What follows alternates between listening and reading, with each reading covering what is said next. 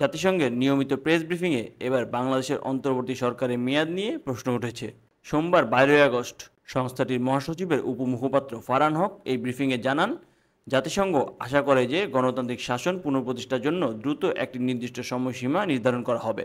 গতকালকে ব্রিফিংয়ে এক সাংবাদিক প্রশ্ন করেন, প্রাতিষ্ঠানিক সংস্কারের প্রেক্ষিতে বাংলাদেশের অন্তর্বর্তী সরকার কতদিন ক্ষমতায় থাকতে পারে এবং ন্যায় বিচার, কার্যকর অর্থনীতি, গণতন্ত্র, আইনের শাসন ও স্বচ্ছ জবাবদিহিতামূলক সরকার গড়ে তোলার ক্ষেত্রে তাদের ভূমিকা কতটা দীর্ঘস্থায়ী হতে পারে। এর জবাবে ফারহান হক বলেন, বাংলাদেশের অন্তর্বর্তী সরকারের সঙ্গে যোগাযোগ অব্যাহত রেখেছি এবং আশা করি সরকার গঠনের জন্য একটি উন্মুক্ত অন্তর্ভুক্তিমূলক প্রক্রিয়া চালু থাকবে। গণতান্ত্রিক শাসন পুনঃপ্রতিষ্ঠার লক্ষ্যে দ্রুত একটি সময়সীমা নির্ধারণ করা হবে।